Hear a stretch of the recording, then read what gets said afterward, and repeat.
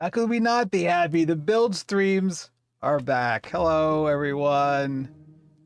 Glad to see some folks already here. You should have heard some music. There should still be some music playing in the background. There's been a whole thing with the music. There's been a whole thing with everything. Hi, everybody. If you could hear me, let me know. I've done all the usual systems checks, but you never know until you actually hit the button. The camera's in a slightly weirder position than usual. It's okay, Archie Monster, because there haven't been streams for a while. This is the first one since a few weeks. Yeah, it's been a whole thing. All right, good. Oh, let me tell you. So we were using this music that's from GameChops.com, which they do like remixes of Nintendo themes, but they in theory are licensed for all streaming platforms. It should have been fine.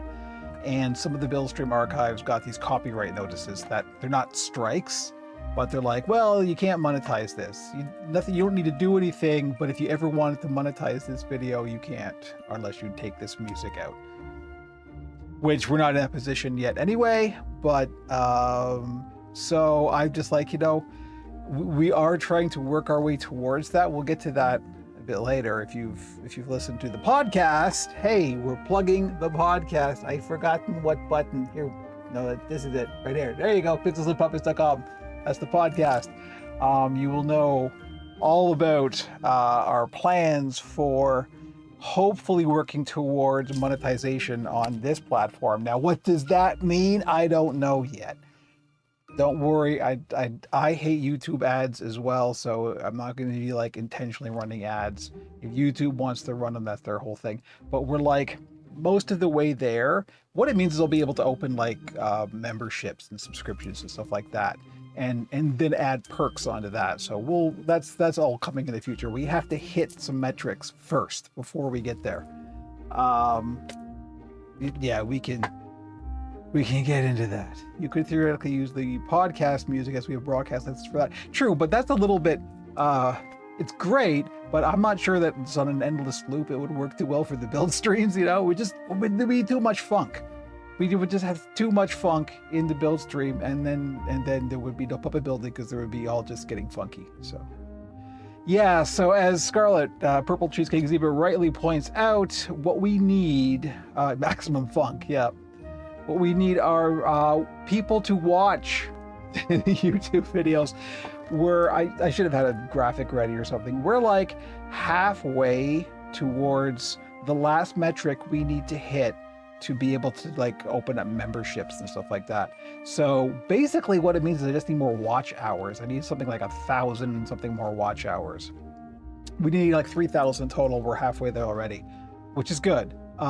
So, I mean, if you really want to help out, you could just watch all the build stream archives. There's tons and tons of hours of stuff on this YouTube channel. So, I'm not saying put on a video and walk away, but if you wanted to you could do that, Okay, Indies Keep, we'll queue next build stream. We'll queue up some funk for you. I can build a playlist of like music that I know for sure will be fine.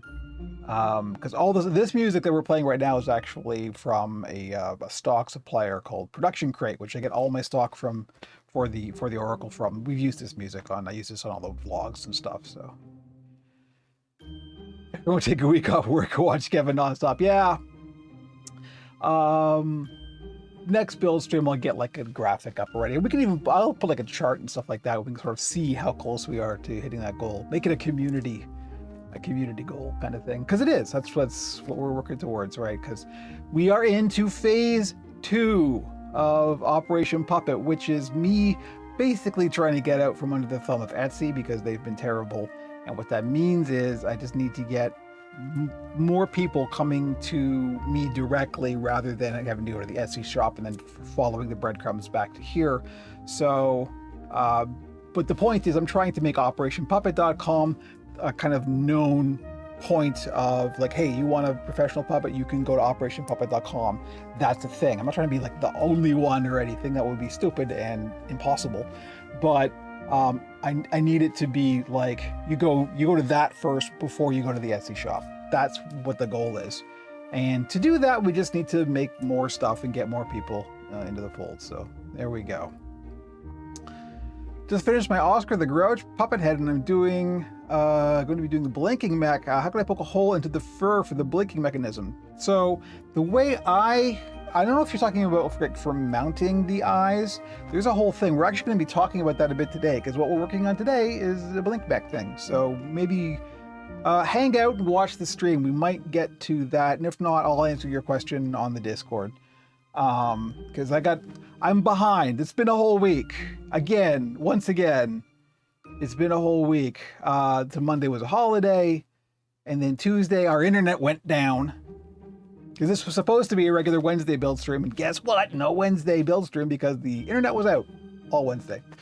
No, all Tuesday and most of Wednesday. So it came back, thankfully. So we're back doing the thing. But as I think it was Indies Keep rightly pointed out, we're starting with some coffee. A lovely iced coffee. Oh, so I am behind is what it comes down to on what I had scheduled to do for this week. So I've got to make up some time. So we can't spend all the stream chatting like this. Although it is nice. It's nice to catch up with everybody. I wore my hat because it's a special occasion. New build stream. But yeah, that's what I'm sorry I missed phase 3 where we start invading countries. Yeah. We take Sesame Street first. We take Sesame Street, then we take Berlin. Make that a Jelly Roll cover. Yeah, so basically phase 2. If you haven't listened to the podcast, that's what phase 2 is just me putting out more stuff. And if you've been following the socials, you know that we are putting out a lot more stuff. I've been doing TikTok, begrudgingly, but I've been doing TikTok, and because of that, Instagram Reels and YouTube Shorts. They're quick and fun little things that I can just sort of knock out super fast, but it's just more people, more eyeballs, more everything. And the build streams are part of that. And yeah, so lucky you, there's going to be more me. I hope you like more me. Yeah, we went longish on, and it was the last podcast was just me and JB because Andrew we had scheduling issues, and I assumed it was going to be short because it was just me and Jamie. It turns out we could talk. Yeah, I ain't no TikTok celebrity. No, not by a long way. We'll talk about Threads a bit later. Dear God in heaven, what a garbage fire that is. But anyway, you get my unfiltered opinions on the build streams here. Yeah, Frankie has become quite the TikToker. You are not wrong. All begrudgingly, but that's part of the shtick, right? It's like, well, I'm here, but I don't want to be. I guess I will. You guys, you gotta do the hustle for the YouTubes. It's good to be back. Everything's working, I think, which is a bit unusual. I wasn't working this morning. Because of all the internet stuff. I managed to make a YouTube short again. Yeah, I know, it's weird, right? And also you can shoot a video that is 60 seconds, and then when you send it over, it's suddenly 60 seconds or 61 seconds, and it doesn't count as a short. And it's like, okay, what weird compression thing are you doing to slightly extend the time? If it is true, Frankie is on-screen talent. Frankie is always an on-screen talent. Let's get real. I'm definitely not, but yeah, no, the YouTube shorts are I get my whole thing with the shorts, with the new stuff, with the new TikToks, and it's just shoot and edit on the phone, to spend no time on it. That's what there's these in front of Kermit here. There's a couple of stands here. That's what those are for. Those are just pop the phone in. I do stick a mic in it because good audio is important. So they found for a lot of puppet builders to grow, most of them have a free pattern, which would be a good thing. Helps to finish the Kermit head and be confused how to do the body. Kermit's body is kind of interesting. I forgot to put my phone on my whole iPhone system on do not disturb. So in lieu of a free pattern, to start at the beginning of your comment, in lieu of a free pattern, I do have a whole video series on designing your own patterns from scratch. And I actually think that's a way more valuable skill than just handing somebody a pattern, right? Teach them how to fish rather than just give them a fish kind of thing. Because patterns ultimately aren't important. And that's the thing that I think new builders, it's the most valuable lesson for them, is that patterns ultimately aren't the thing you are after. It's experience building, and experience building your own patterns is way better than just somebody handing you a pattern. So, you know, I'm aiming for, I know people would rather just have the patterns. You can get patterns. Patterns are not hard. So I think it's more important for people to learn that. You know, I'd rather have like people who come into this and really learn a skill rather than just like, I don't know, take a thing and then leave kind of thing, right?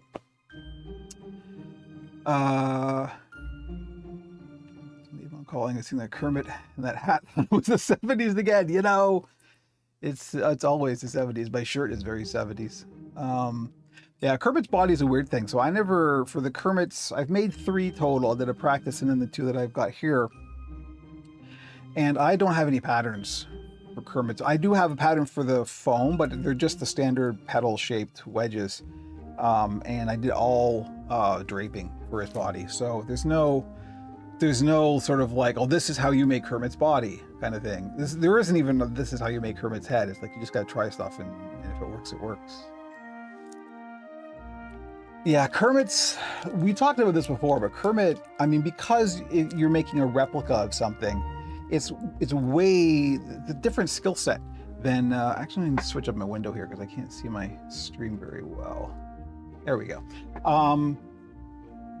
Making a replica is different than just making a puppet, right? Because you're trying to get to a specific point. Whereas when you're building a puppet, there's some leeway. You can sort of let the thing become what it wants to be.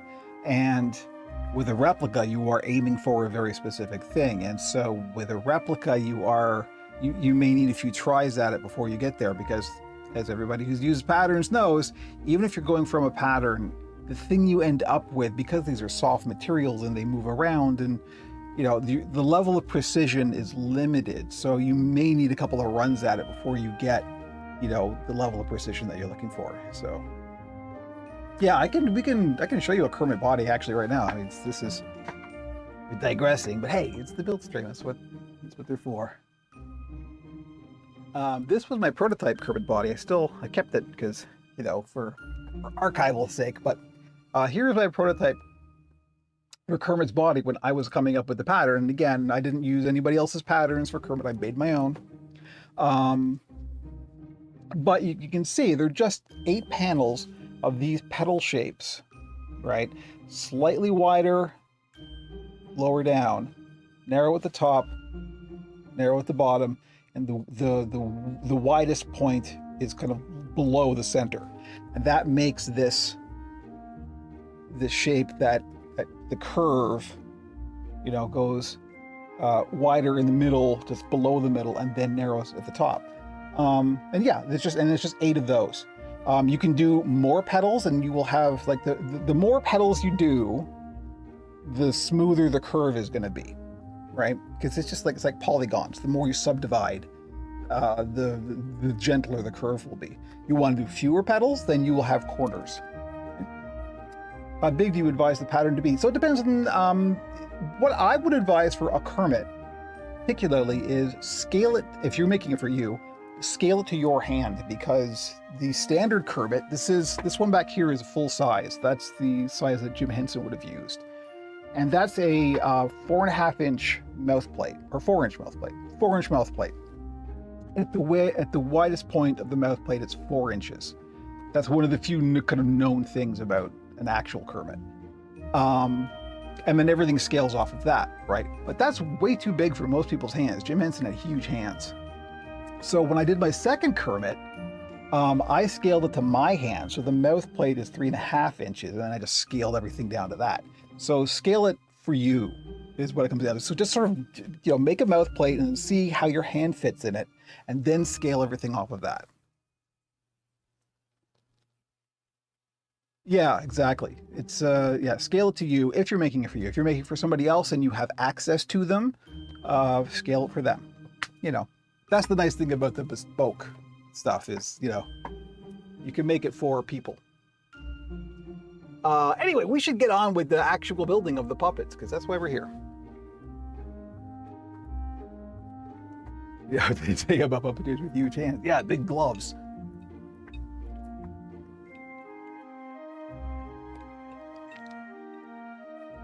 Oh boy, hot in here already. I mean, it's unseasonably hot. Actually, it's seasonably hot in general, but as I've talked about before, the studio here gets really, really quite warm, despite the fact that we even have central air.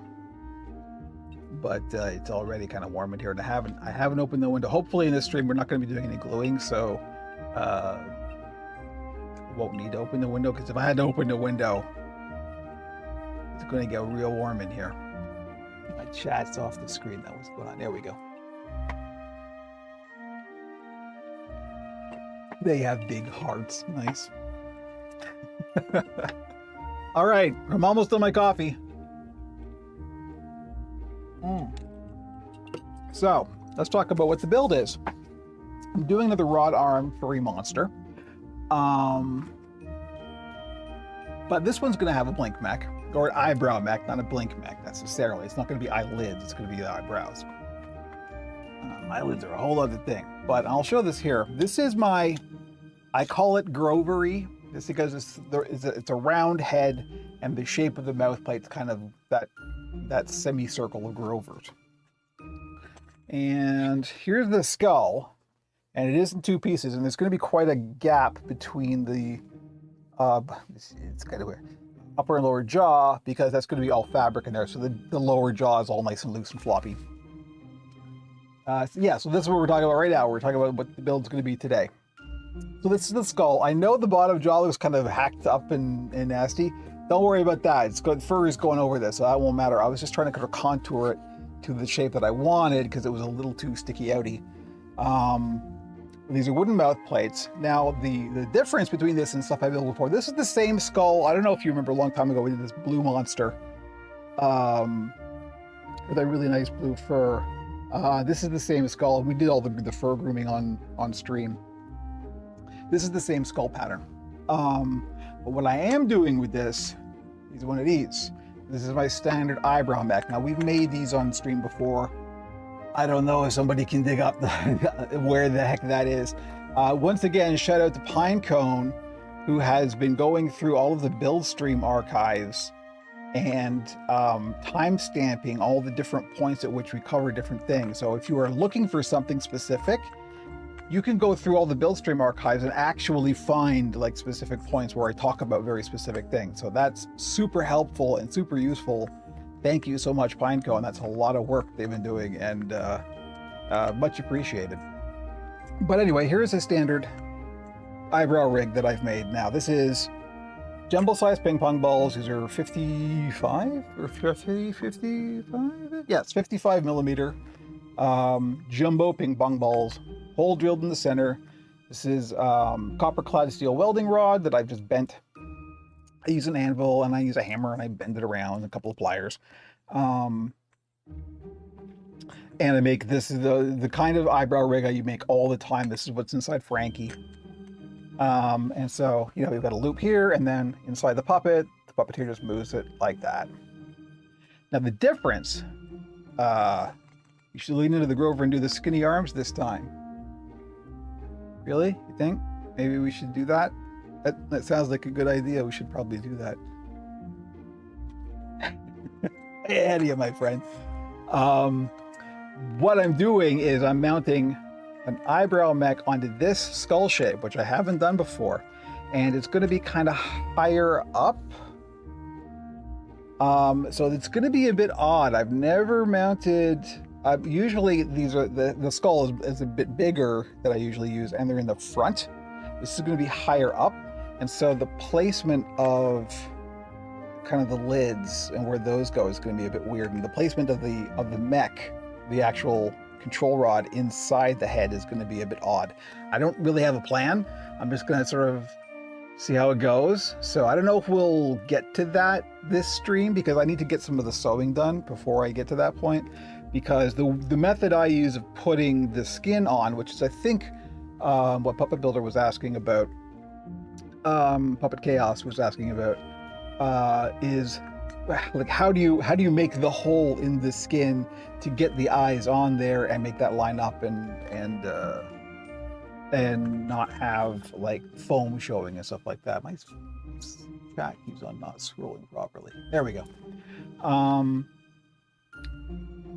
I have a method of doing that, and I think we've done it on stream before, but we'll talk about that. If I don't do it on stream, we'll at least talk about it a bit later, because it's fairly straightforward, but it's a bit fiddly and finicky and not easy to do, but the results end up being consistent. This is something that actually kind of, Adam Krutinger has a video where he makes basically this eyebrow rig. But he's got a section in it where he then puts the skin on, and he just like glosses over the whole putting the skin on part. Like he literally fast forwards the video through it, and it's like, he shows like putting scissors, and then the video fast forwards and just skips the whole thing, and it's like, no. You're not just cutting a big slot. You have to like make the holes at a very precise point and fit it around so there's no foam show. It's a whole, I don't know why he did that. Well, because it's hard, that's why. It's hard to show on video. So I think he just kind of glossed over that part because that's not what the video was about. But still, it's like, yo, bro, you can't skip over a really important thing like that. So hopefully we'll get to that. However, we got to get to some sewing. That's the first thing we got to do. So let's go to the top cam. Yeah, so here's the skull. We'll just cut off the thing. So we got our arms and the body. It's all clipped together. So what I've done, I've marked out a space. So there's a dart right here, and this right here is going to be left open to put the skull in, so we'll be able to turn it. I'm a little afraid, because it's only this wide, that there's not going to be enough room to turn it. We'll see. I may have to open this up more, but we'll see when we get there. I just want to get the bulk of the machine sewing done and out of the way. That's the goal right now. My goal ultimately was to have this done by the end of the week, and that sure ain't gonna happen. But links to Eyebrow Mech streams in the Discord. Thank you. Excellent. Neat. Well done. So join the Discord. Hey. I think Scarlett has a plan. So the very first thing we gotta do is get the machine. Here's the machine. I guess we should switch to a different camera. Switch to... Who's this? That's pretty good. Thank you, Scarlett. Look at that. Scarlett's on point. Of course. Here's my scooter. Rely on Scarlett. Thread.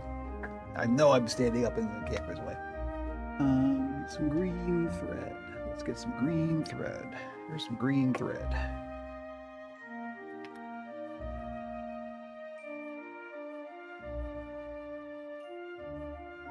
I guess I gotta tell you, yeah, we're getting some air conditioning coming in, but it's still pretty darn warm in here. I don't like it. I don't like being too hot.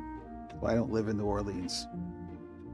It's the only reason I don't live in New Orleans.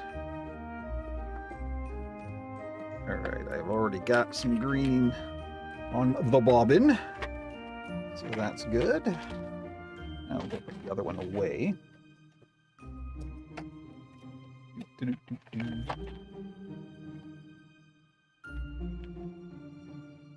Full of spreadsheets. Yep. Thank you. Yes, I did see that. I haven't been on actively chatting on Discord all morning just because I've been prepping for this. So this is a good shot, huh? What do you think? No head. That's it.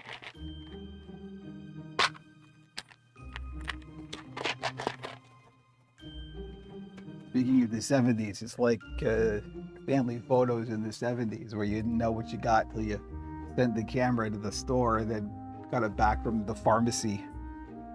Oh, look, there's a picture of Granddad and the top of his head's cut off.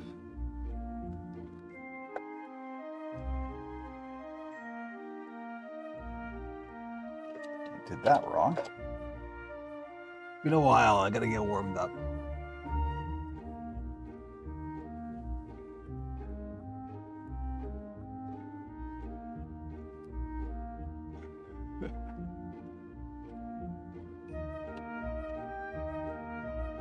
All right. Exciting. Look, we're gonna, after this comes the hand sewing. Shave Zep isn't here. I don't think Zep is here. I should probably, I'm actually actively avoiding doing the mounting of the eyes into the skull because I'm afraid that may not go well and I don't want to do it on stream in case it doesn't, but... And also, like, being on stream means my concentration is split and it's something that I really like to focus on. And I'd rather not have it mess up, so just because I'm like, to focus on 30 different things because it's a stream. I don't know. We'll see. Let's get through this and then see how it goes and what time it is because we're already half an hour in here. We're just getting started.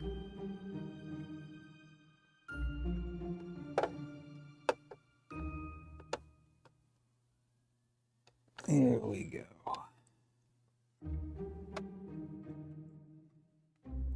And already this is slipped out. Like that.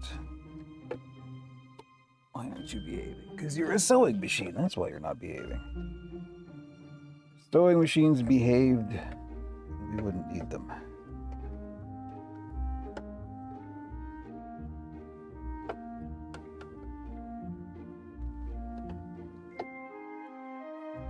There we go.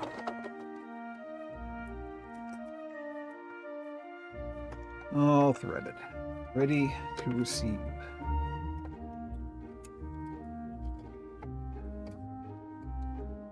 Only thing I don't like about this machine is the bobbin cap isn't attached. It actually comes off as a separate piece, and that's not good. My old machine, it just sort of flipped up and then it was on a hinge. But this one actually, you can lose this, so you don't want to lose that. And because it's me, I will definitely lose it. Then you can buy another whole machine. Okay, got the pedal. Putting it to the metal, as the saying goes. So, the front here, this is one solid seam all the way down, so we'll just do that first. I'm gonna start at the mouth and lock that in so it's nice and aligned.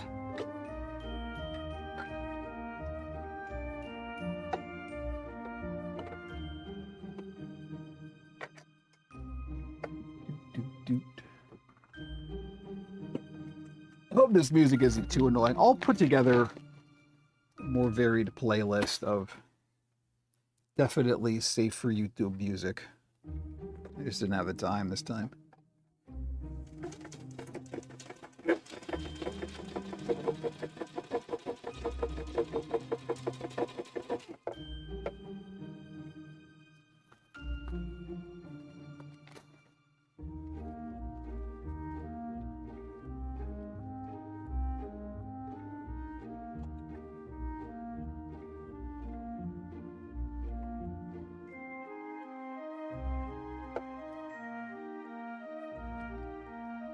No more Tetris. That, it wasn't actually Tetris that got us in trouble. It was some of the Final Fantasy music. Of course, thank you, Square Enix.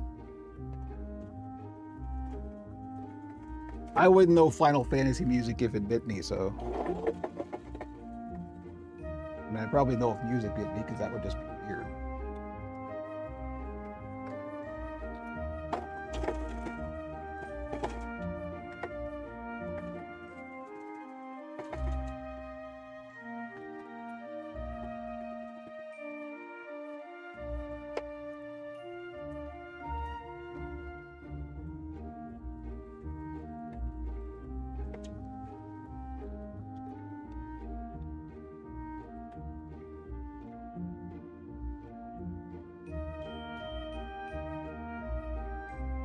Final Fantasy is Square Enix, right?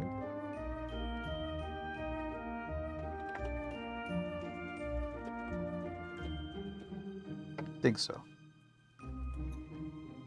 Most poorly named series ever.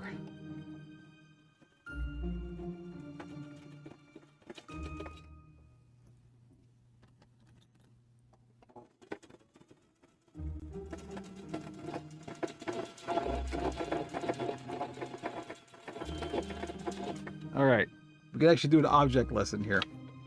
This is something I'm sure some new builders will encounter if you are using a machine, particularly with fur. Happens a lot with fleece, but fur is notorious for this. Oh yeah, hello, nice to see you. I should really use the close-up cam for this, and I don't have it ready. Give me 1 second. Let's see if we can pull this out. Come on, baby. Here we go.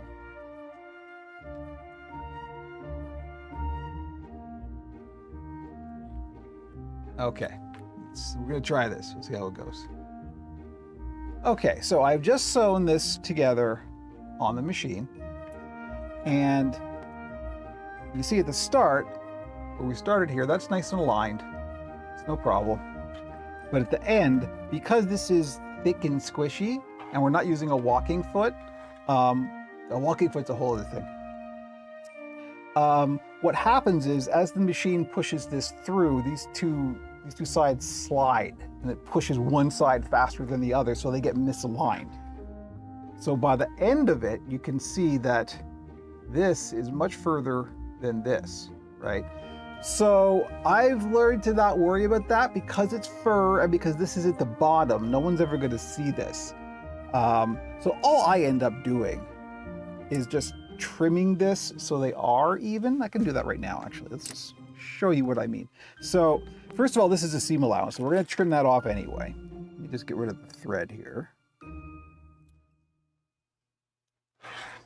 And then I find, let's see, make sure this is on camera. I find where they're misaligned. So it's about there. We'll make them even. And then I just trim the two sides to match. And I just go down. And there we go. And again, once this is turned, right, this is fur, it'll be fine. And then there we go. So now it's even, right? And so that little bit of shifting won't matter in the long run. Again, because it's fur, you do not have to be as precise with fur as you do with fleece. If it was fleece, I would be way more careful. And also I would lock it in at the top and lock it in the bottom and then sew the rest. So that way we wouldn't get the misalignment. But with fur, it doesn't matter. So here's your little lesson. Get rid of the close-up cam now. Worked. Okay. But that's how I handle that. It's one of those don't panic. I used to panic when that happened. It's like, you know what? No, it's fine. There's nothing here worth panicking about. I know new builders, particularly myself, I mean, if you've noticed, I have a somewhat nervous personality. I used to panic over the slightest little thing. And it's like, you know what? It's all fine. If it's broke, we can fix it.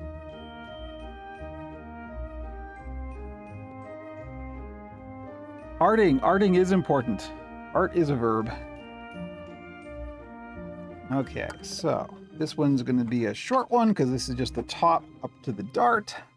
The dart we will hand sew because it's teeny tiny anyway. Probably don't even need the dart, but I like to have it.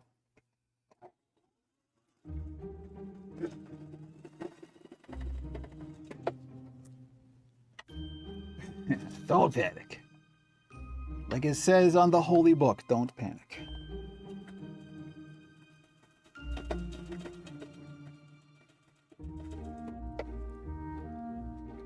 That would be the Hitchhiker's Guide to the Galaxy, for those of you who don't.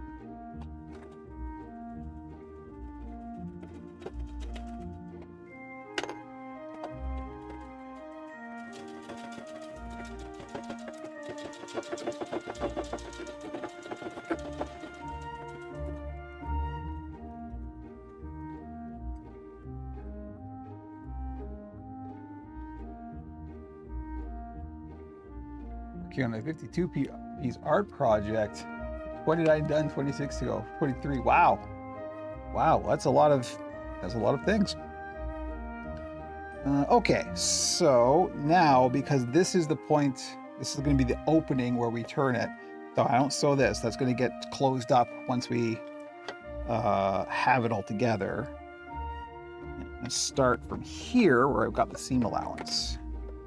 We'll just finish that off, and then we're going to clip the darts and do the darts. I don't normally sew darts on fleece with the machine just because it's too imprecise and you end up getting weird corners and stuff. But on fur, again, you don't need to worry about precision that much. I mean, you do have to, but it's not, it's more forgiving. Fur hides many sins.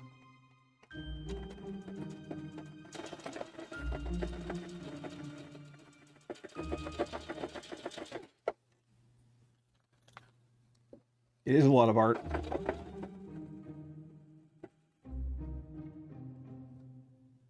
The good thing, there's no such thing as too much art.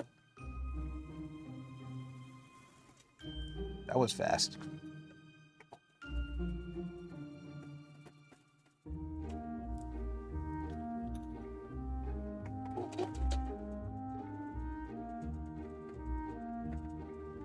The other thing you'll notice as I machine sew, if you're not used to machine sewing, I use a lot of clips or pins. Pins are actually better than clips. Clips are just faster.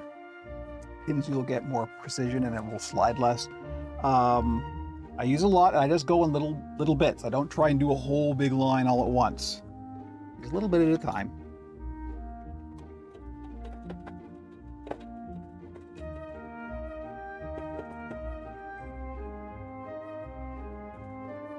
All right, that's that.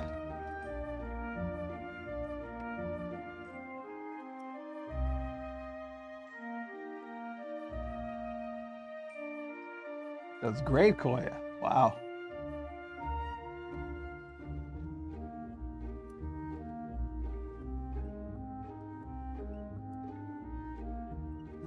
Let's see here. Just doing that, trimming it up to be even that we talked about. I'll trim off the seam allowance a bit later. Once this is all done, now I gotta clip the darts. It'll take a moment. So let's go back to this camera. I've never been able to dial in the focus on this camera quite right. It's so weird. It's a very shallow depth of field, so I have the f-stop like that just so Kermit has a nice soft focus in the background, right? Important to make Kermit look good. Good to be back. Yes, it is good to be back. Thank you for joining us.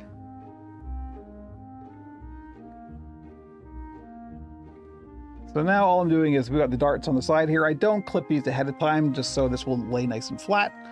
But now I'm going to clip the darts and do the darts.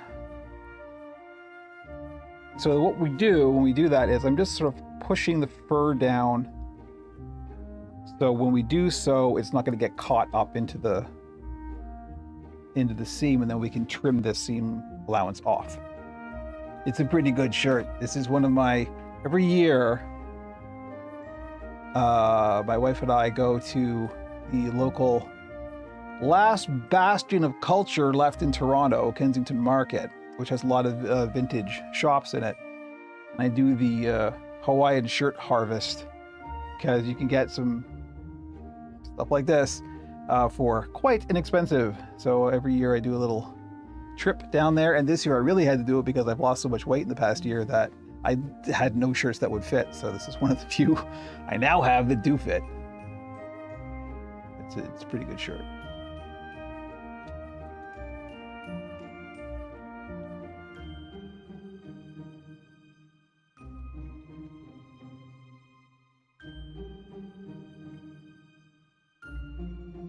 Yeah, well, is that we haven't hit the hand sewing yet, but we will soon, or we could soon. I don't know. What I really should do is mounting the eyes in the skull, but like I said, that's going to require some concentration because it's a new head shape for that, and I don't know how it's going to go. But that also might be valuable to show on stream, right? So I'm conflicted. we'll see. We're not done this yet, so let's just see where we are after we get through this.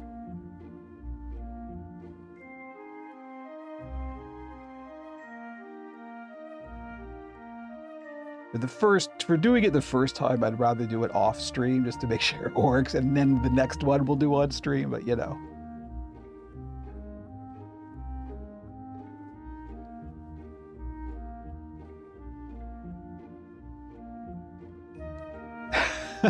Very nice. Thank you, Koya.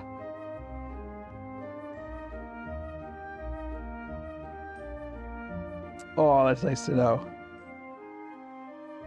I'm not going to read the whole message, so if you're not, you should watch the stream archive that has the chat.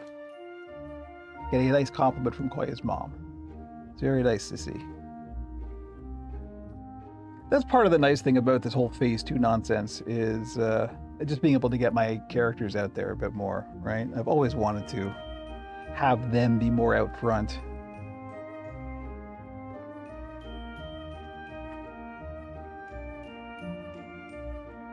I mean, that's the origin of Operation Puppet is the Oracle show, not this stuff. This came later, but you know. New head shapes and eyebrow back. When has that ever been difficult? You know? We'll see. Like I said, I'm tempted to try it just on stream, just for the educational. And it's also valuable to see if it doesn't work, right? That's the other thing. It's like, I keep saying this, but the only difference between an amateur and a professional is the professional has had the experience to know what to do when they mess up. It's not that we don't mess up, we mess up all the time, but then we know what to do when that happens. And the first step is don't panic.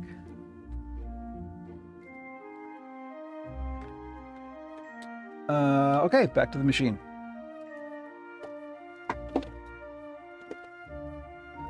Now we're sewing the darts.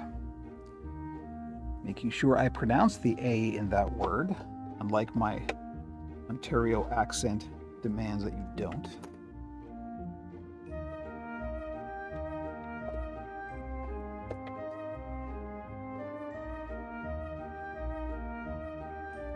Everyone's taking a quick break. I should take a quick break. Puppets don't take breaks. Therefore, I don't either.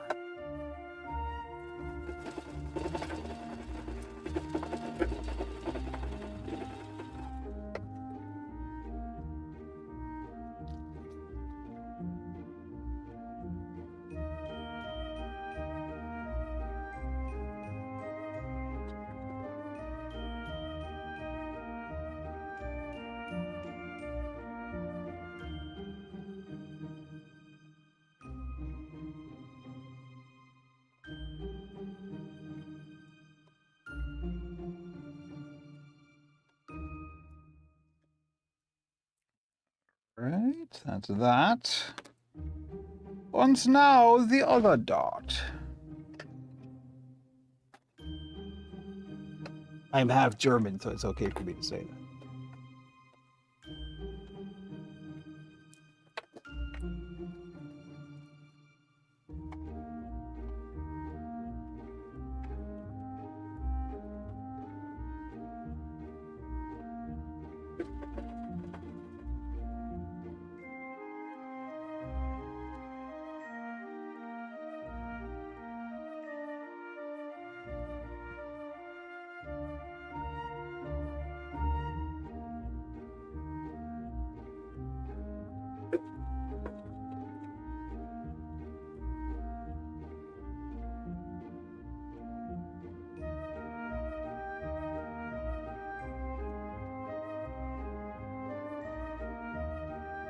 Alrighty then. Oh yes, we're gonna do the arms, and then the machine goes away, and then we get on to either the hand sewing or the eye mounting. You can just make up your own jokes. I'm not following up on that.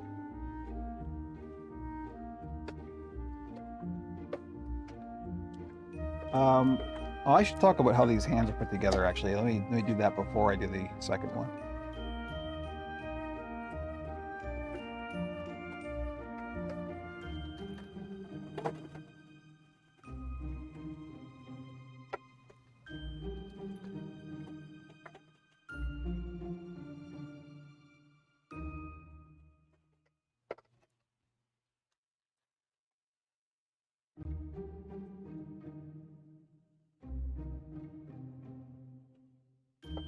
Jamie's like, yeah, I'd rather have the tuna. The hand sewing, exactly. Hand sewing the hands. It's hand sewing. Get it? Ah! It's so funny. All right. So let me explain how these are put together. These are put together to reduce the amount of sewing. So normally when you do an arm like this, there's a couple ways you can do it. You can always do the hands a separate piece. I like to do it all in one piece. But you would normally do these, if I was going to do this in fleece, I would either do it as a trace or I would do it in two halves and then sew the two halves together. But this is actually one piece that's folded over. This is the fold point. And then this is where the fingers, you can see the 2 ends of the fingers, those get placed together. Now what this means is, this is the top of the arm. So when we have the hole for where the arm rod goes in, I'm actually going to have to cut that hole separately. Now that makes it fine for this because these are going to be floppy fingers. There's not going to be an insert with the armature in there. They're going to be like Rover, floppy finger type things. So I only need to make a small hole, but I do also need to make a hole big enough that this can be turned. This is the difficult part with the skinny arms, is turning it, because you have to sort of force all that fur through this little tiny aperture, and it's not easy. It's a struggle. We may or may not do that on stream. You can machine sew the hands, but you can't sew the machine. Ooh, deep. But yes, the other thing is, because of the fur, you can't machine sew this. You can't get a seam allowance big enough to be able to sew around the fingers. So you do have to hand sew the fingers. That's the other thing. But this straight line here is fine on the machine. So that's why I've done it like this. I'm gonna machine sew as much as I can, and then we switch to the hand sewing for the rest of it. So it just cuts down on some time, that's all. I machine sew whatever I can machine sew just because it's so much faster. Some stuff you can't. Fingers are one of them.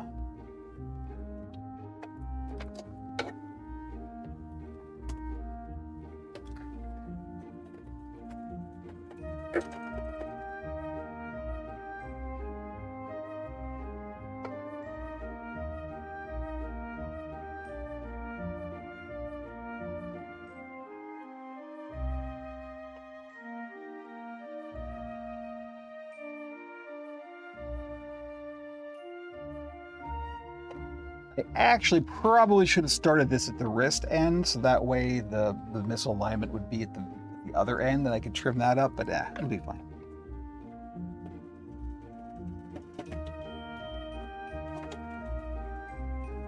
Sometimes you get lucky and it doesn't shift around too much. Big Pub is fast, more time for TikToks. You know, you're not wrong.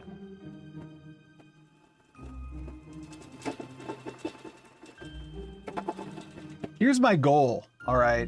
Like I'm totally serious with this. I don't think it will ever happen, but this is at least as an objective. I want to get to the point that Operation Puppet is self-sustaining enough that I can hire somebody to assist. That is where I want to be for a couple of reasons. One is because it would be nice to be, you know, that kind of sustaining. We're just kind of a survival level right now, not even that sometimes. But it would be nice to give somebody some employment, as I try to, you know, I treat myself like I would my employee, and I try to be a good boss. I've had plenty of bad bosses, and I know exactly what that's like. So, it would just be nice to, you know, have an assistant. That would be great.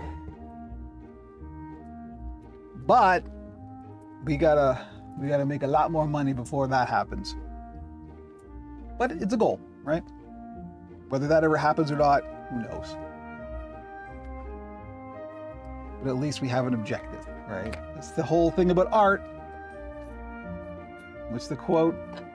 An artist is somebody who tries to achieve the unattainable. It's true. That's what Gonzo says. All right, so I'm going to trim off all the seam allowances, and then then we have a decision to make about are we going to put the eyebrow rig together or not. I don't know. I'm still nervous about that.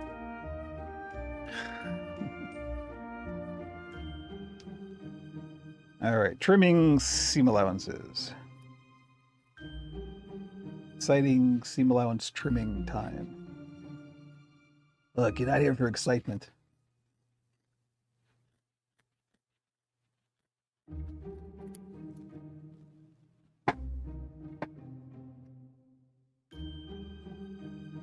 Scarlett, you know, I would absolutely pay you. If there was any money, you would be my assistant. You would be the first in line.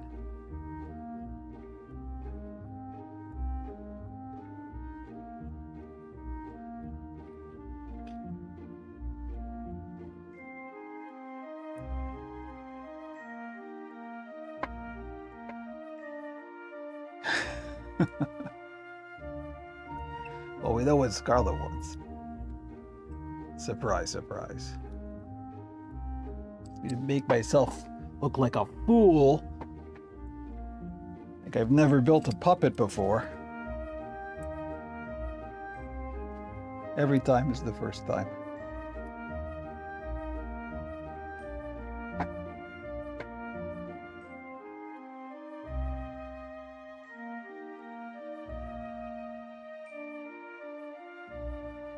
Oh, great.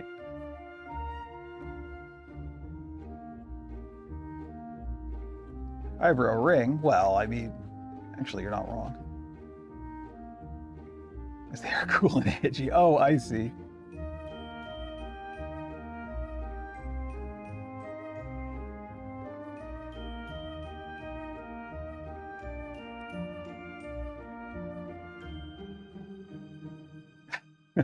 I've seen zero evidence you ever building a puppet. Uh-huh. I think you've seen, what is it, 7 evidence? At least 7.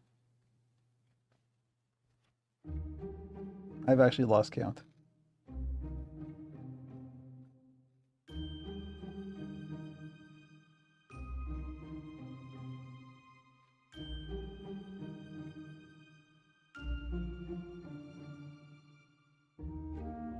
Yeah, 7.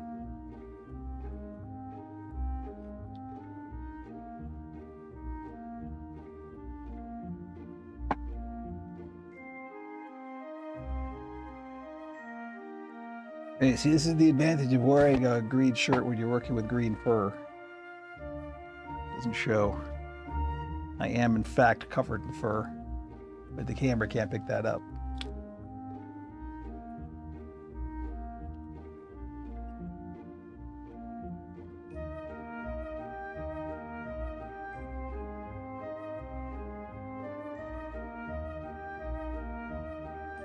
I'm gonna cut too close to the seam because I don't want holes. So we could have a bit of seam allowance inside here. It adds structure. It's easier to count because they're next to me, yeah.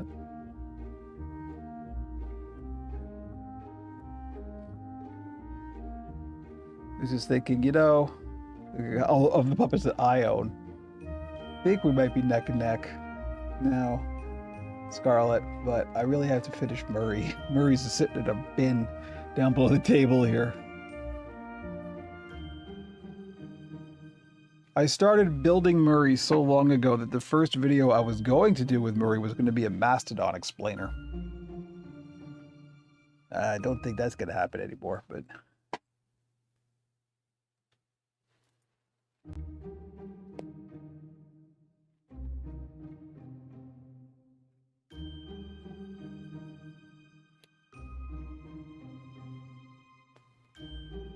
It is Murray neglect. You are correct. All right, that's all of the seam allowances trimmed.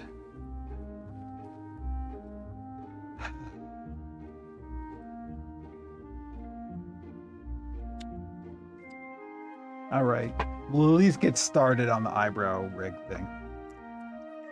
That is the most important thing right now. So first I gotta heat my glue gun. Let me go back to drop down. There we go. So I gotta make sure the camera's in a very awkward position and I can easily bump it. Moving stuff around. We don't want to do that. All right. So let's just see the top of the head for now. So the way that I normally do this, let's see if we can get a little bit more of that on camera. Here we go.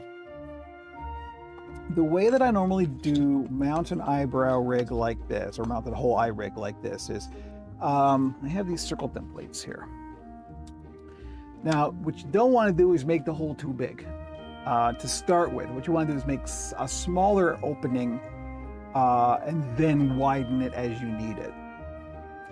So I just kind of look at, I got an eyeball, where about on the skull I want this placed. And I want this kind of higher up, although that may be a mistake, but we'll see. And about how wide apart they are. Okay, well, about there.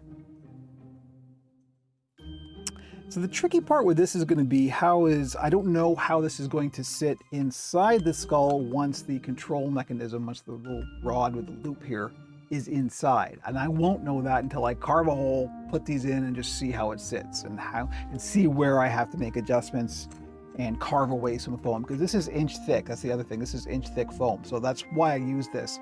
We don't have to build a structure inside here to hold the eyebrow rigs. This foam has enough, weight, or not weight, but like structure to it, that it will hold the eyebrow rig in place. But we just really got to start hacking away. There's no sense in stalling. Not going to be any different. So what I usually do, I don't even know what the measurement is. I just look at which circle I've used. It's got the most marker around it, and it's like, okay, well,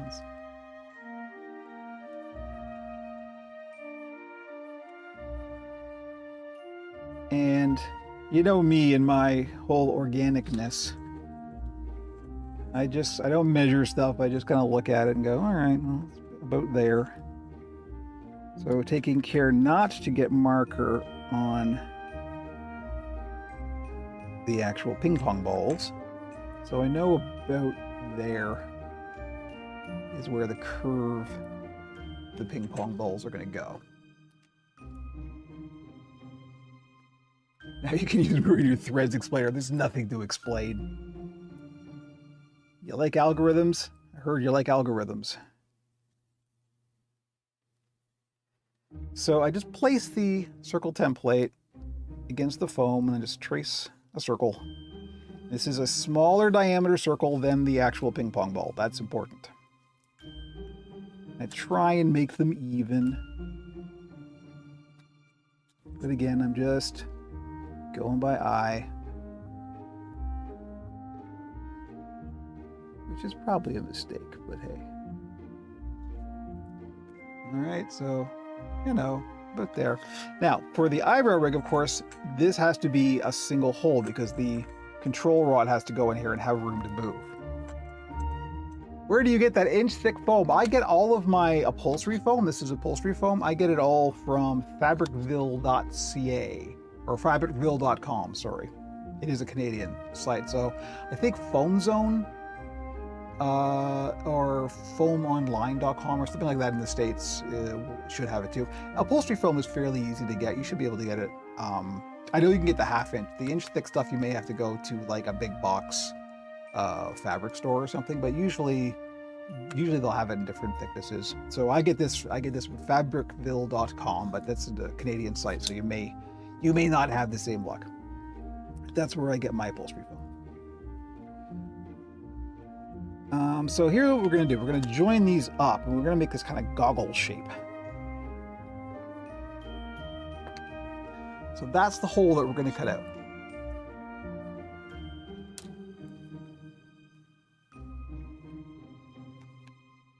Foam Zone sounds like a kids player with a lot of foam pits. Yeah. Now, foamzone.ca is where I get my reticulated foam. Again, Canadian. Isn't that what former Vice President Gore called this drummy? Yeah. So the way I cut this out is I use an X-Acto knife. Be very careful, very sharp. And since this is inch thick, it's quite a bit to get through, so you kind of gotta just saw it open. It's gonna look a bit hacky and a bit unfinished. That's okay.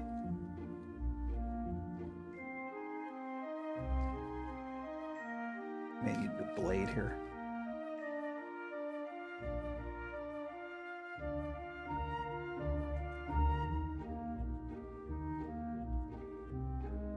The reason I use an X-Acto knife as opposed to one of the big razor blades here is just because it's got a handle, so it's safer. I'm frustrated because Puppet Pelts stopped selling the inch thick reticulated foam. Oh, really? Yeah, I don't know. I wouldn't even know where to go to get inch thick reticulated. Actually, foamzone.ca probably has inch thick reticulated as well. I just never need inch thick reticulated.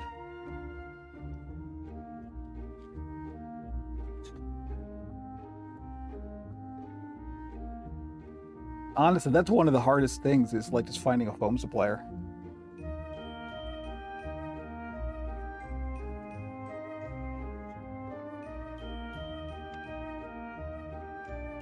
Yeah, I should check in on Puppet Pelts. I haven't actually looked at what they're up to. I know that they got new owners, but I don't know how they're doing.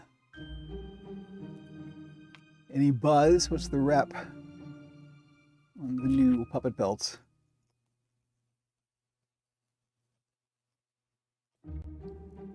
Take community soundings.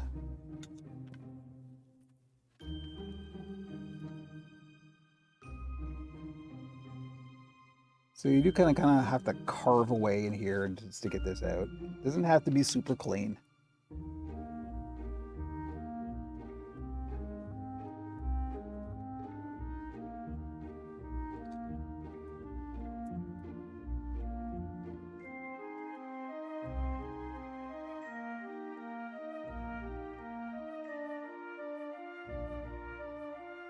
There we go. Now you see what we end up with.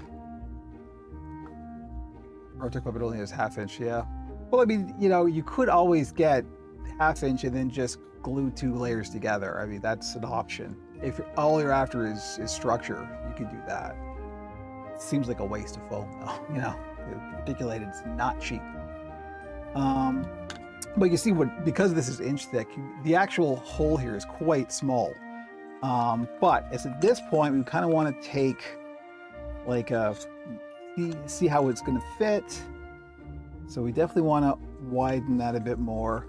There's very little travel room on the rig itself, so we're going to want to carve out some space in there to allow the rig to move more. And this is where you kind of have to make a decision and go, okay, first of all, which way around are we going to mount it?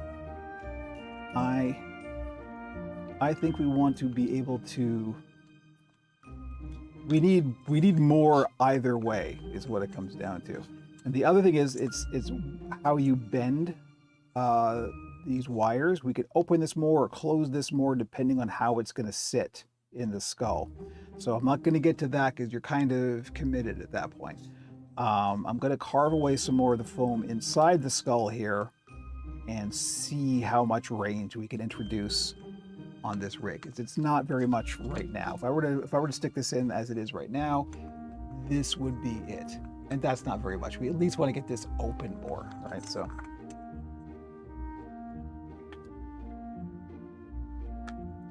I don't know what you're talking about, Jamie. I have no idea what those words mean. Once again, I feel like I'm having a stroke. I feel like I should know that. It's like a TVO thing or something, what I'm guessing. I'm going to get a new X-Acto blade for this because this one's a bit dull. So bear with me a moment.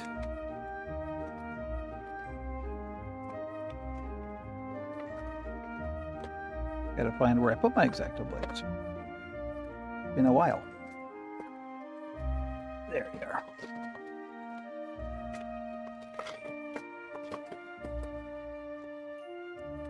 So, as always, we will dispose of this safely in Sharp's container. It's a rock band. Okay. I did not know.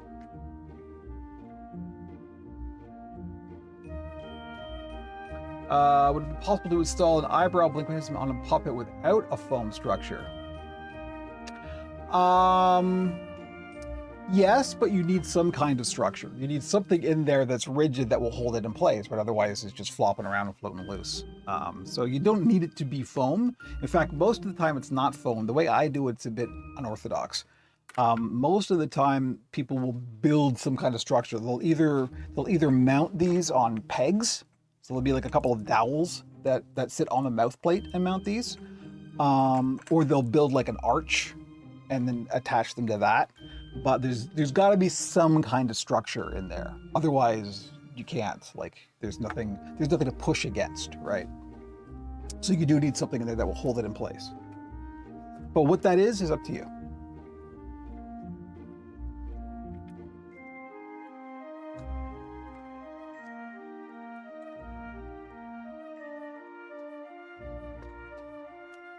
All right, new blade. Being careful. Blood on camera. There we are.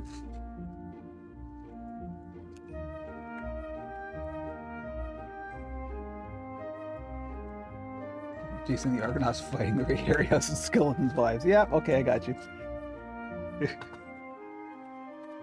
I got that reference.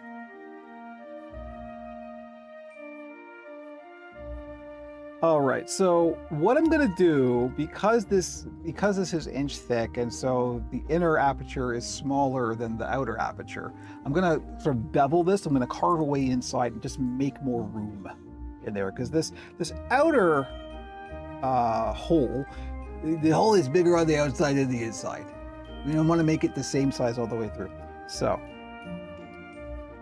we're just going to start carving away. I'm going to go slow, and I'm not going to try and do it all at once, just because this is best done in stages, so you don't want to go too far, because you can take stuff away, but you can't easily add. So good to know. And sometimes, instead of doing it this way, you can get the shears out and just do it with scissors. That might be easier here. Depends. I usually get frustrated and give up and then grab the scissors and start hacking away. We'll try and do it the right way first.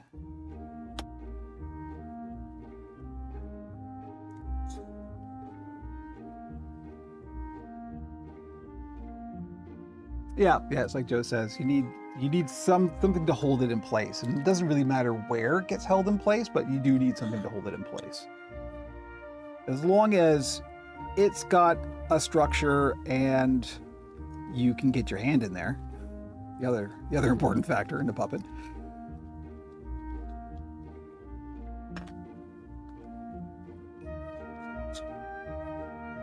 I know this looks all awful and hacky, and it is, but it'll work, trust me. Done this before. Well, I've done this before, but I've done this kind of thing.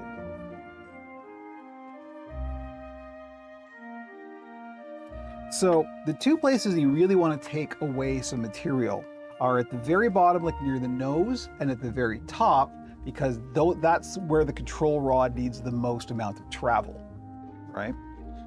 So that's where I'm really going to focus on digging out a big divot. That I may grab the shears for. You don't want to go all the way. You still want some foam in the front there, again, for structure. Reminds me of the skull of an elephant. Yeah, the big hole for where the nasal cavity is. And be careful.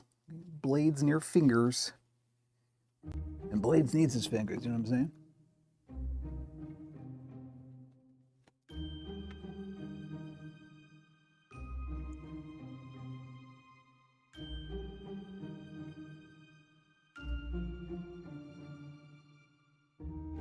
Elephants are Cyclopses. You're not wrong. It is speculated that it was finding elephant skulls that led to the myth of the Cyclops. The big hole where the trunk is looks like an eye socket. All right, that looks okay. I think I'll probably want more, but let's get the rig in there and see where we're at. So already that's way better. We've got way more travel on that. I would... The problem here is we won't have full range in either direction just because of the shape of the skull and it's small. So we need to make a decision. Do we want to be able to close the eyes all the way or open them all the way, right? I have a few puppets with ibex like this. Took me some time to get it right. I still mess it up sometimes. Yeah, this is why I don't do ibex very often, because it is, every single time it's a challenge. And you can develop techniques like I obviously have, but every single time it's like, okay, it's going to be a struggle no matter what you do. But people really want them, so, you know, you got to do it. This isn't bad at all, actually. If I can get a little bit, that closes quite far. And once all of that, because I'm going to put fur on here, obviously. So once all the fur gets on, these eyes will close pretty well with that. I would like to be able to open them a bit more. So we'll carve a bit more out from the nose here. Hopefully, we can't go too far because we still need some foam in the front. We can't just make a big hole in the front. Because that would look terrible, because that means when you push all the way and push the eyes open, you get like poking out the front of the nose, and you don't want that. It would just look weird. You know what? I am going to get the shears here, because if I flatten the skull out like that, I can get in there quite easily and carve out a nice divot. Listen, no such thing as a fush. I like your typo. We're starting a podcast called No Such Thing as a Fush. I listen to so much No Such Thing as a Fish. Can't even tell you. That was in regards to the elephant skull thing, right? I did know that before Fish, actually. But I'm old, and I know things because I'm old. All right, so I have shears I use specifically for foam. You're one of them. You don't want to use your good fabric shears on this. And these are nice because they're curved, so you can kind of get in and angle them.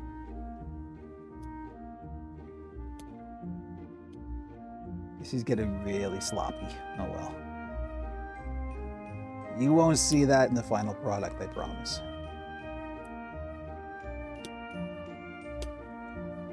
No such thing as a fush.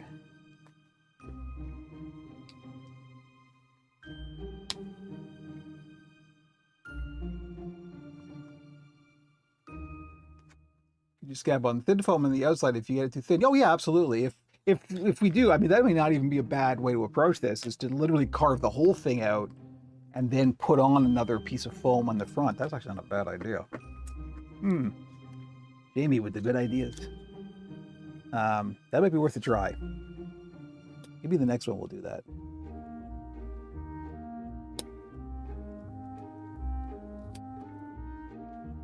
Because you could even put on like something like L200 or EVA foam that is stiffer, right?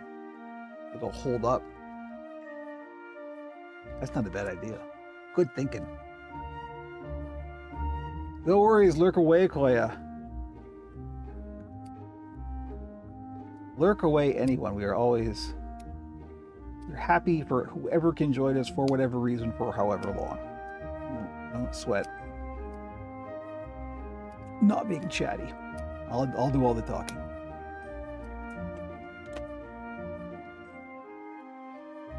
Yeah. So the reason I do it like this is just because the material's already here, so it's, you know, might as well use what you got in front of you.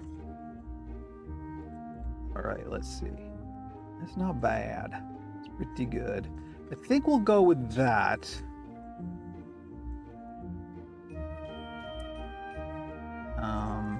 Yeah, we'll go with that.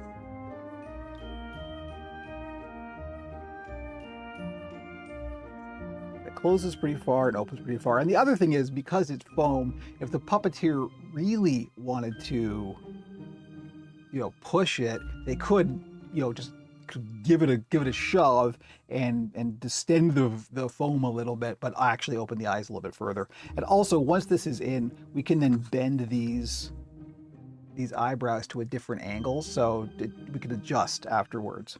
It's a bit dicey because they're going to be glued in at that point. You don't want to just break them or mess them up. So it's not generally advised to do that, but we can. It is an option. So I think I may want to widen this just a little bit. So the way that I do this for getting the skin on, this is a very precise order of operations that you have to do this. And this compensates for the Krutinger omission in his video. Is how do you make the holes in the skin when you put that on so that they align properly with the eyes? And this was a big challenge. There's a reason why all of my first eyebrow rig puppets have eye bags, is because I didn't get it right. And so there's foam showing, and so you gotta put the eye bags on there just to cover up the foam showing. The little dark secret about Frankie. Shh. But the way I eventually worked up as a method of doing this is I get it to this point where we've got the hole at the right size, assumingly, hopefully. And then what we do is we glue the mouth on and we turn it. We do not put the eye rig in, right? You want to turn it with the hole here. Then hopefully you have enough space in the back that you can go in and take a marker. Frankie's secret's revealed, is true. And trace out from the inside where the holes should be, right?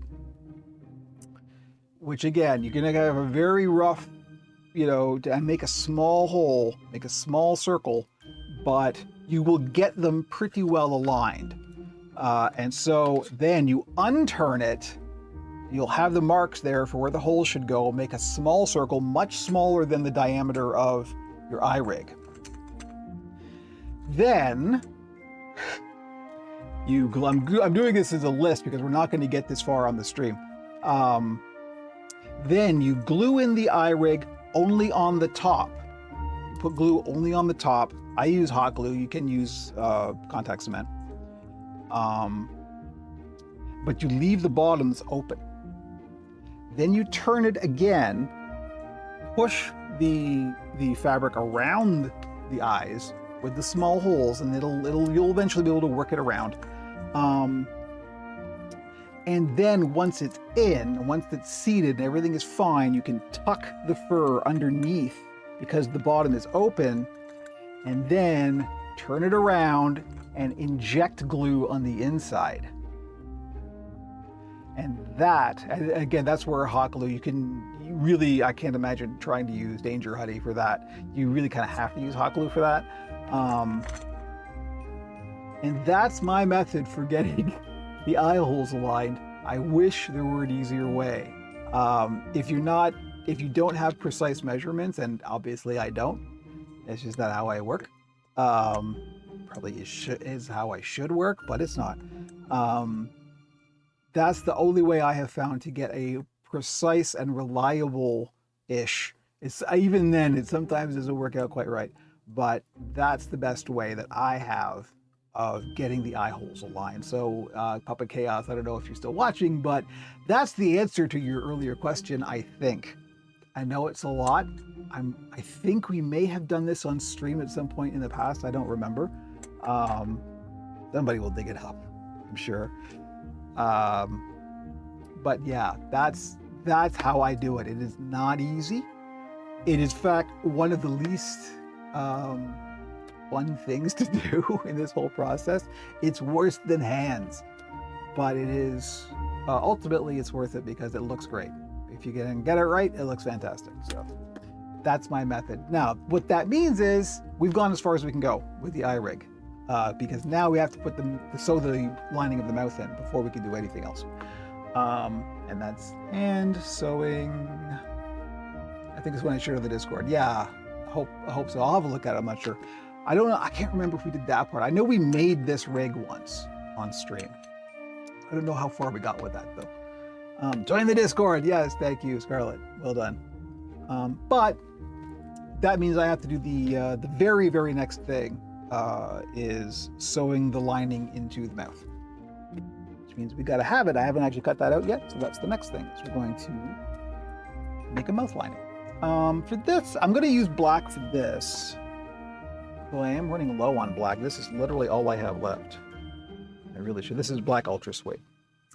Need more. I generally prefer black overall for my mouths. It just looks nice. It reads nicely on camera. But I need my template. Here we go. So this is my pattern. And you can see it is the Grovery thing, right? It's just a semicircle. Take two semicircles and a rectangle. But this gap is actually the gap between the rigid mouth plates is actually this. It's quite large. That's the gap between them. Naugahyde mouse when, yeah. Well, because of that, that's going to be all fabric, and we're going to hold the mouth plates together with some gaff tape to form a hinge, but it's going to be nice and loose and floppy. And you know how Grover's got that very floppy quality to his mouth? That's what this is going to be like. I like Grover. That's what it comes down to. Find me some Nagas and then we'll get some Naugahyde. Alright, so we take our nice silver Sharpie, because a black marker won't show up on black fabric.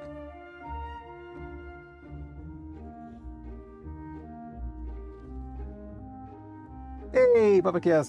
Yeah, no problem. It's not a simple process, unfortunately. There isn't one answer. Sometimes you just have to figure it out. Sometimes you just have to make a mistake and then fix it.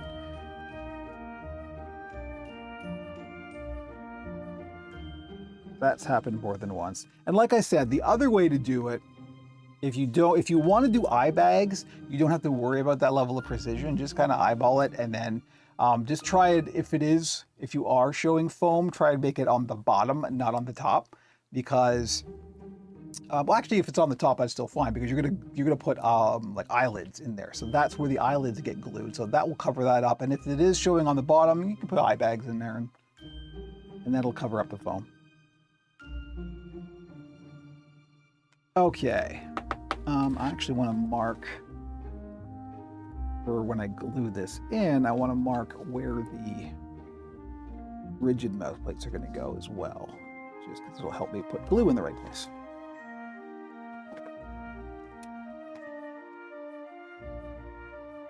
It's our time. Hey, half an hour left. All right. Not bad. Kevin uses the backseat from 1970s Dodge Dart for his mouth lighting. Yeah. Vintage fabric. I heard, I don't know how much truth there is to this, but I heard that the old Fisher-Price Kermits, the ones that everybody got in the 70s, including myself, the dolls, that fleece, I believe this is actually true, that fleece is genuine Antron fleece, the same stock that they made for real Kermits out of. Which is wild. That's one of the reasons why they're deeply coveted by puppet builders now. In fact, I saw something a long time ago on Facebook. Somebody who had taken one of the vintage Kermits and then bought a few of the really beat up ones and actually restored it and made it into a real proper puppet Kermit using as much of the original fleece as possible. That's really cool. That was wild.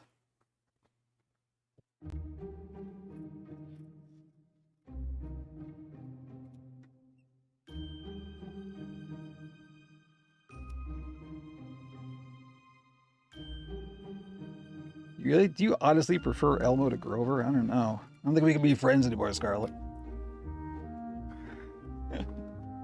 Kidding.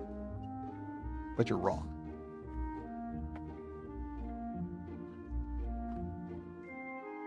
Yeah, the Weird Kid fleece, and the only reason the Weird Kid fleece looks like that is because they hand dye it. Like you could take just the regular Nido fleece that you get from Georgia Stage and hand dye it, and it will come out like the Weird Kid stuff. I don't have the room to do a lot of dyeing in here, so that's why I get Weird Kid to do it all. But that's why it looks all it's all pilly, right? And that's what the original Antron was kind of like. If you look at some of the rare high res photos that have been sort of like optically transferred of Kermit from the 70s and even into the 80s, around the time that the Antron stopped existing, you can see just how pilly he really is, and it's striking.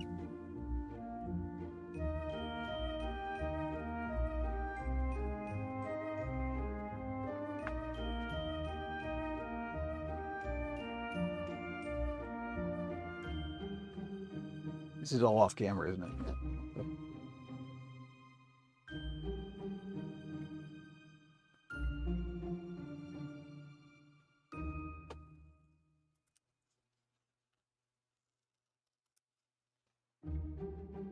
Oh, okay. Yeah. UK. Elmo's World, huh? All right. Here we go. Get ready for the hand sewing action. Put this back. We gotta get our skin. And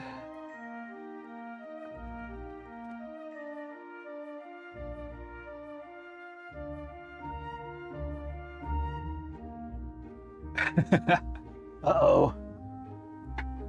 UK Culture Wars in chat. So all I'm gonna do now is take the mouth lining and clip that in to the skin, and then we hand sew it. Because I know it is possible. I have seen Adam K sew these on the machine. I've never had good luck with it. It's because you kind of gotta squish the fabric and it's all at a weird angle and stuff. It's always been a mess for every time I try to do this on the machine, so I just do it by hand.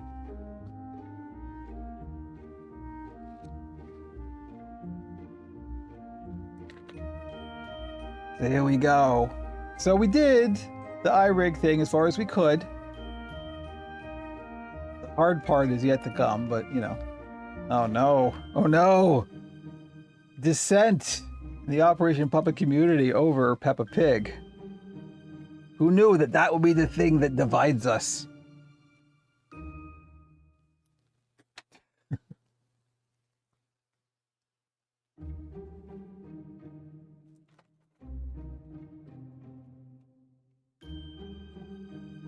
I don't have the ability to dye fleece myself, or I would try out that F3. Yeah, I'm again still super curious.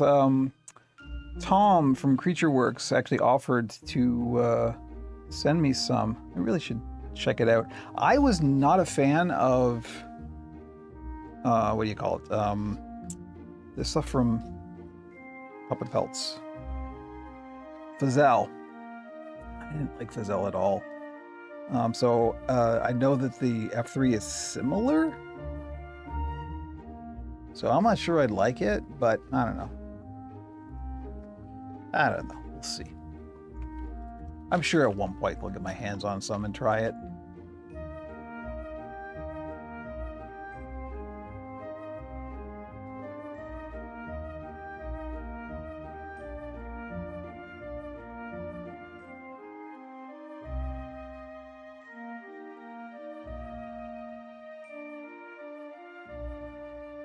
Yeah, I saw that. Actually, that may have been on Fish, but I heard that they had to do something with Peppa Pig in Australia because they said that spiders weren't dangerous. And in Australia, some spiders at least, are dangerous. And again, in Australia, everything is dangerous. The trees will try to kill you. I mean,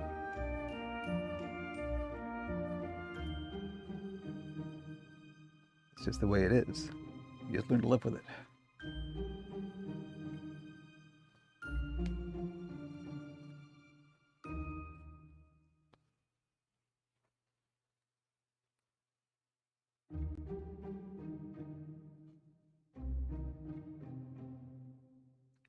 the UK, they're cute.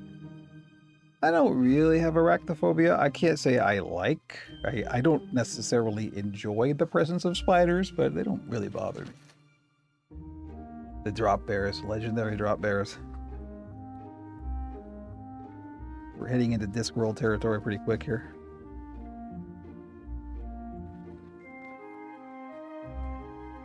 I keep forgetting that the fabric of this mouth plate is a little bit bigger than the aperture of the mouth, and it's hard to pin it correctly. Australia, if it moves, it can kill you, yep. And if it doesn't move, just wait, it will.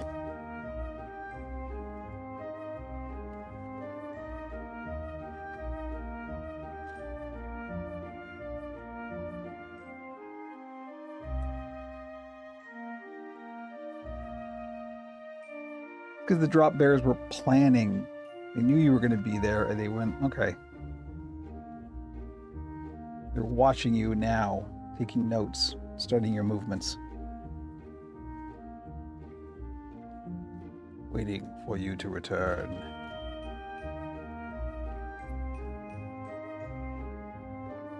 Did not see the second Harry Potter movie, Puppet Chaos, and aren't likely to now. A, I've never liked Harry Potter, and B, F turfs. I don't swear on Build Stream, but I just came very close.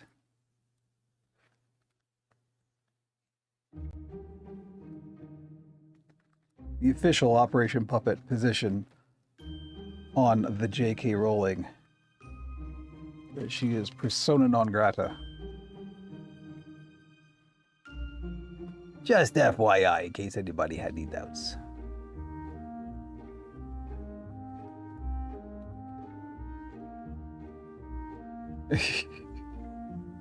Yeah, so the official Operation Puppet position is turfs and drop bears are both bad. All right. Glad we got that cleared up.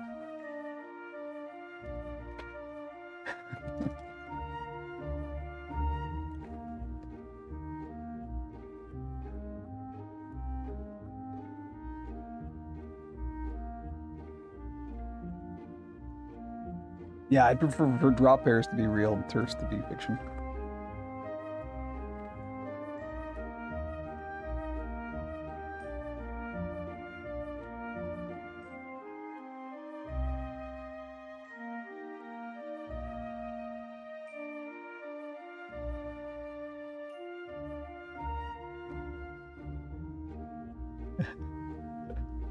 Australia, we have things that bite the heads off crocodiles. I don't doubt it. Oh, thread. I need some thread. Excuse my torso. There you go. I just said, excuse my torso. Among the weirdest things I've ever said. And I've said some weird things.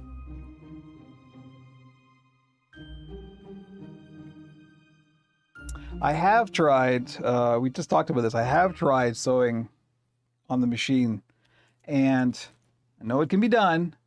I've never had good luck with it because it's all at a weird angle and you got to sort of smush the fabric down. You know, and you have to have a seam allowance as well. It's always just ended up as a mess for me, so that's why I do it like this. I get much better precision.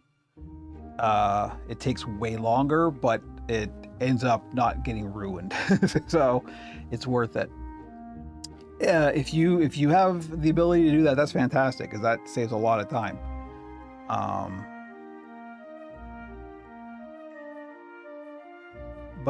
Yeah, that's I know it can be done. I have seen Adam K do it.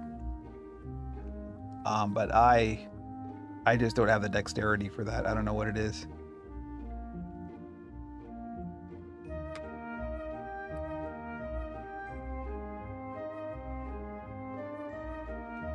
Yeah, I can imagine.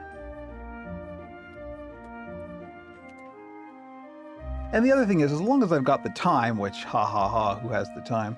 I like hand sewing. Hand sewing in general is to be preferred.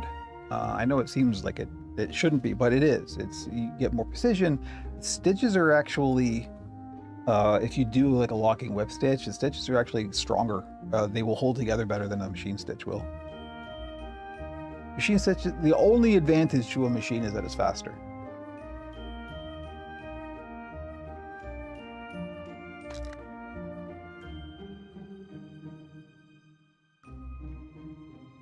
Yeah, there's a learning curve for sure. It's kind of a necessary evil for just, running my business the way it is. If I had the time, I would hand sew everything because it just looks nicer. Like, a lot of my builds aren't seam blended because I'm using a machine. You can kind of seam blend machine stitches, but not really. If I had the time to hand sew everything, my puppets would look better. So don't feel bad if you don't use a machine and you're not doing this like on bulk, because hand sewing is superior to machine sewing, at least in my opinion.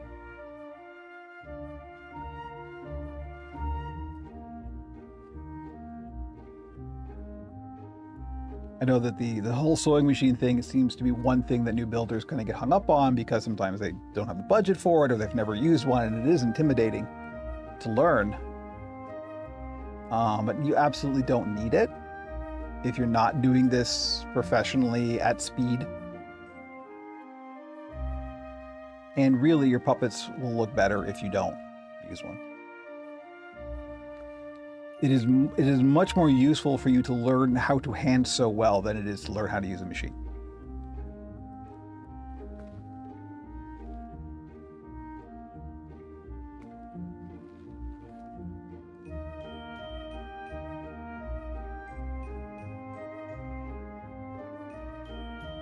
Yeah, Joe, you're absolutely right. One of the things I'm thinking of doing, we talked about this in the Discord a bit the other day, is I might be doing some new models for the shops that are more human-ish, kind of like a Sesame Street style. A bit like the Whatnots, but they're going to be finished. They're not going to be like blanks that you make yourself. But those kind of styles are vaguely human, but still abstract. But because of this, I'm going to have to make clothing for them. One of the many reasons I prefer doing monsters is because you don't have to do tailoring. They don't need costumes. They just have fur and stuff, right?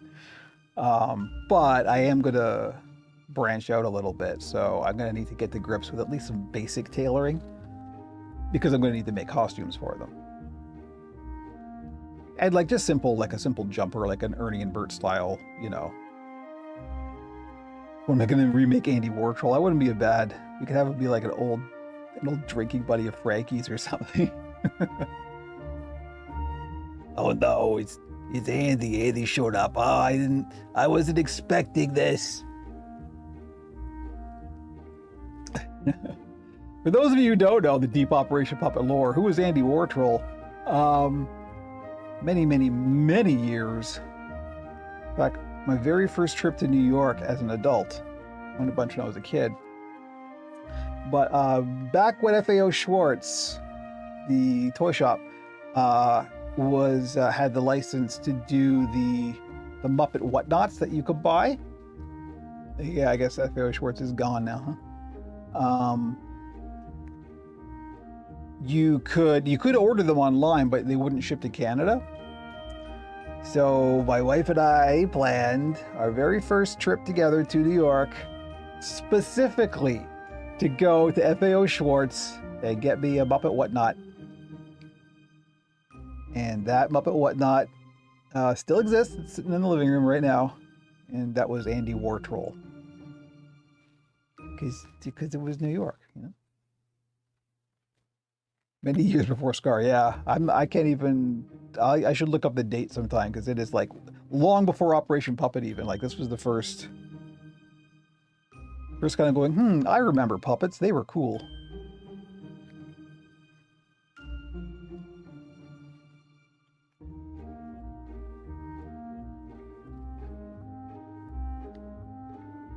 Yeah, the puppet is not a good puppet. As a puppet, it's not good to perform. He's also coming apart now. It's been so long. His mouth plate is It's weird because the way they were built, the mouth plate, the rigid mouth plate, is actually glued on to the external part of the puppet.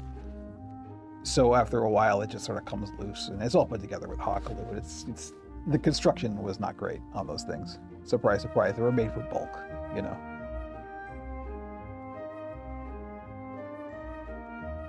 And he's wearing a leather biker jacket made out of vinyl, and the vinyl has started like flaking, and like so wherever Andy says he's moving, but there's just this pile of black flakes from his biker jacket shedding. I'd make a whole new thing if I was going to remake Andy Wartrol. I'd just make a whole new thing, including the jacket. I'd probably look for like a Build-A-Bear costume or something first. That's a whole that you really have to know tailoring to do that kind of elaborate design. And that is a whole other kettle o' fish. Leather making experience. Yeah, well, and that's the thing. Like I have actually, but what I did was leather tooling, which is a whole different. Leather tooling is actually working with hardened leather. Like it's, you know, you'd make leather armor out of the stuff that I was working with, not a jacket. I've still got a piece of tooled leather somewhere.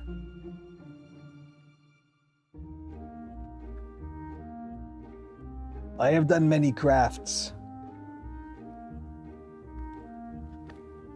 They have all come in handy with this particular trajectory. Don't put fish in a kettle.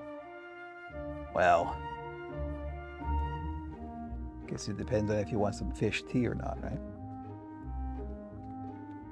Lightweight ring mail, I don't know.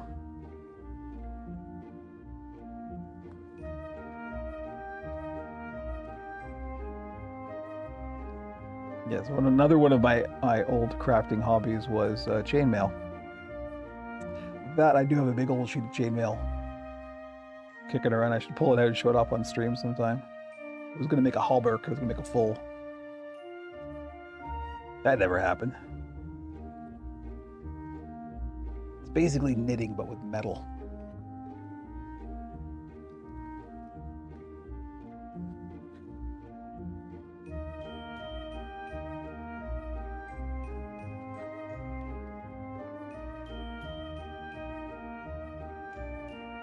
I have had many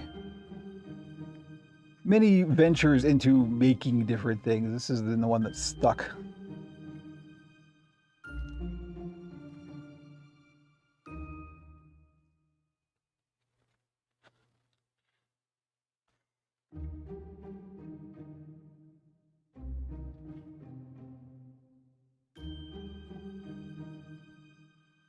Uh-oh.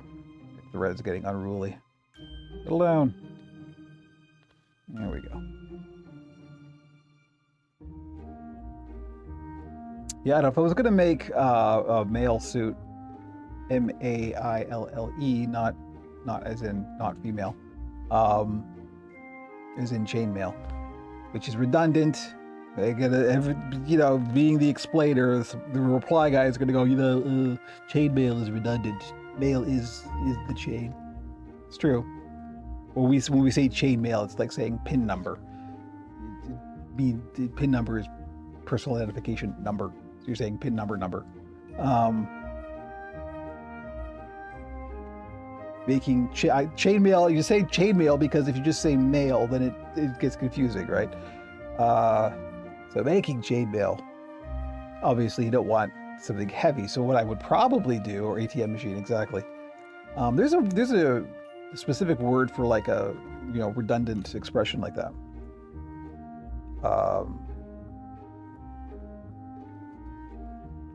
Where was I going? Oh yeah, how would I make a puppet suit of chainmail? Well, I'd probably use either plastic rings, which would be light, or the old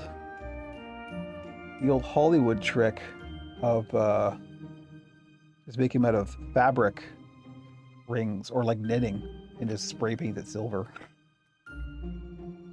There we go. We got a redundant ATM machine in the chat. I get it. It's a good joke.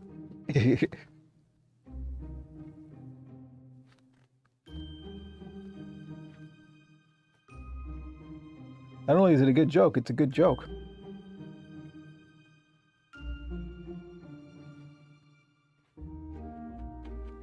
Getting meta. Let's not get too meta. Be forced to launch a lousy social media platform.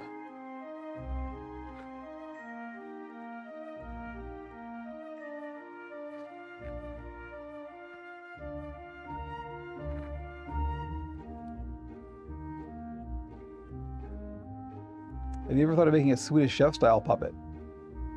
Do you mean, there are several things that can mean. Do you mean a sack puppet? Because that's what the Swedish Chef is largely. Or do you mean a carved foam puppet? Because that's also what the Swedish Chef is. Yes to both questions. I have thought of making it. The problem with sack puppets is they use a lot of fabric, like a lot. So they tend to be quite expensive, but they don't look like they should be expensive to the eye of your average consumer, so they tend to not be worth my while. Just because I would have to charge, like you could easily spend $200 on the amount of fabric alone just for the puppet, right? Or actual live hands, as in your human hands, because that's the other thing the Swedish Chef has, as Jamie points out. In terms of carved foam, though, that's fascinating and interesting, and I would love to. I don't really have the foam supply because you need big blocks of foam for that, and also because I'm always making for the shop, it is unbelievably time-consuming, and the skill that you need for carving foam is way different from any of this. You need to know sculpture for that kind of thing. So it's not really within my skill set. Although I do a little bit of foam carving for things like I'll carve, features like horns or teeth or stuff like that. So I have done a little bit of foam carving, like the ears, for example, like Frankie's ears and stuff. That's all carved foam, and then I cover it in fleece. That's one interesting thing. If we were to talk about the Muppets, I don't know if some people have noticed, but like, have you noticed that there's not hardly any carved foam Muppets anymore? They're all covered with fleece. The older Muppets, a lot of them were just raw dyed foam. I mean, we use real hands. No, I don't even know. Everything I've done up until this point has been monsters, right? So that would be like the creepiest monster ever. Maybe that would be a bad idea. But no, I haven't done anything like that. Or even thought about it, to be honest. Again, I wouldn't know what that would be even. But it would probably be a human character, right? And I haven't really done. Jelly Roll is the closest to a human. I'm not even sure Jelly Roll is human. I'm not sure what Jelly Roll is, but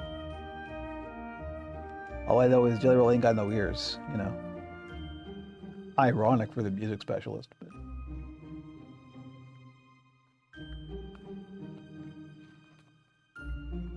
but yeah, one of the things is carved foam. That's this raw foam that's been dyed or shaded or whatever. They're an enigma. They are. Because foam photo degrades, they don't last as long as puppets that are covered in fleece, and that's one of the things they're doing with all the new Muppets is they're just trying to make them last longer. So when you look at like the close-ups, on the Mayhem show, by the way, watch Mayhem, it's fantastic. If you haven't already, I suspect everybody watching this probably has, but wow, is that good. It used to be like Dr. Teeth, for example, and Floyd were both raw foam. Their entire skins and noses were all raw foam. They're not like that anymore. They're all covered with fleece now. Yeah, we haven't finished it yet, so no spoilers. We're actually like 4 episodes away from the end, it turns out. Which is good, because the more mayhem, the better. And this is what I was saying. It's genuinely funny. Like, outside of the characters and all that stuff, it is It is very well written. It's very snappy, and it's very the banter. It's very smart, actually. The comedy is genuinely well done. And I said this to Jamie before the podcast, and we didn't end up saying it on the podcast. And it's going to sound extremely egotistical, and so I apologize for that. But it is true. If they had given me a Muppet project, This would be the kind of thing I would write for the Muppets. This works really well with what they are. It is a very good way of approaching the Muppets for today's audience, I think. So they did a fantastic job. Bill Beretta, well done, sir.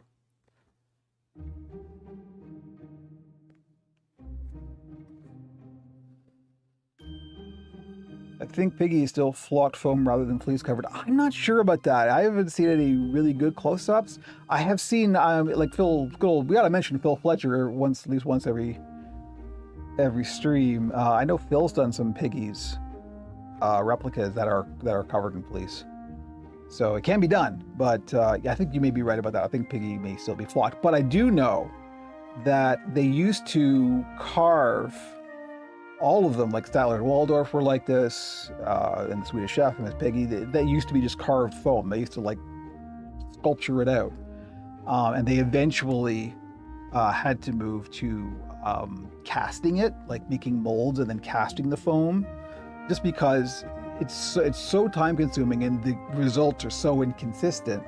You have to be able to make a lot of them, and they have to make them look the same, right? So the only way you can do that is with some other fabrication process, because carved foam is not a precise process. So I do know that they now, for Statler and Waldorf and for Piggy and for all the ones that used to be carved foam, they have molds that they cast the foam in those shapes, and then they kind of refine them and sand them down and stuff. So all the great puppeteers come from Wigan, I had no doubt.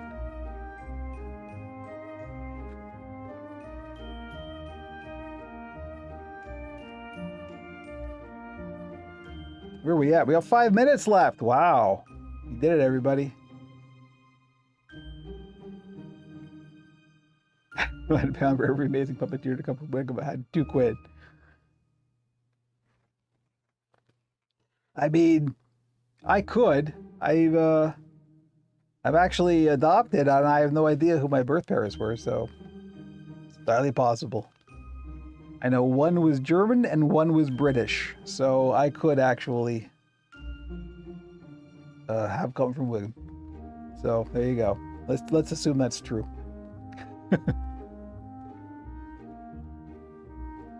As Meet the Feebles was download queue, yeah. Maybe they could revisit that idea of having Uncle Deadly host a horror comedy anthology series. I would be so down with that, Joe. Oh goodness. Sign me up. Let me write one.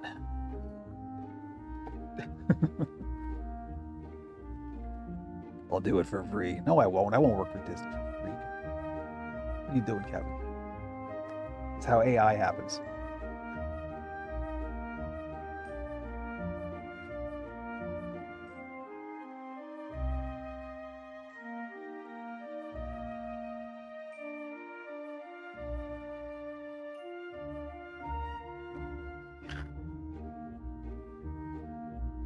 Oh goodness, Uncle Deadly would be a major challenge.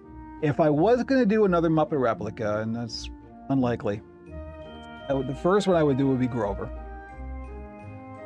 And the second would probably be Dr. Teeth.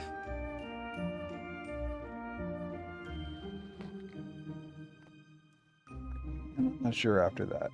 Uncle Deadly would just be so hard, like I can't even imagine. He's such a complex shape. And I don't know if you've noticed, all of my shapes are quite simple. There's a couple of reasons for that, but Uncle Deadly is not a simple shape at all. I would have to like sculpt that out and like, I don't know, flat pattern it or something. I don't even know how I would approach making an Uncle Deadly.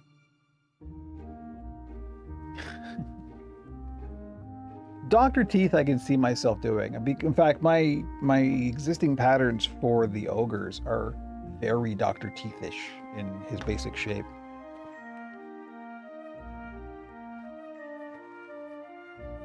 I didn't even mean for that to happen. It just kind of happened. But you know who I would love to make, which is again one of those impossibilities, is Skred. Good old Skred from the land of Gorch. My single favorite Muppet design ever, and no one ever has heard of him. Did you build Fozzie? I have mixed feelings about Fozzie. I don't know. I feel affection towards Fozzie, but I honestly never really liked the design. I know that seems like heresy, but we all got our things. Uncle Deadly. So I know for a fact, well, I don't know for a fact, but I've seen some really, really close-up shots of the current Uncle Deadly, and I do not believe that's flocked. I'm pretty sure that's fleece. But you are right, the old Uncle Deadly was flocked.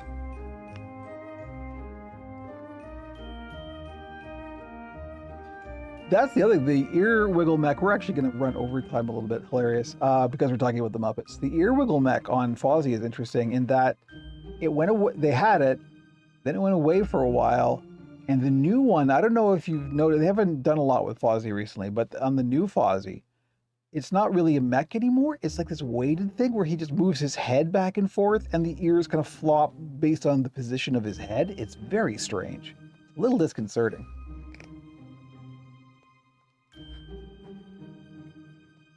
But I don't know that he can even do the whole, tell a punchline in his ears wiggle thing anymore. It is very strange.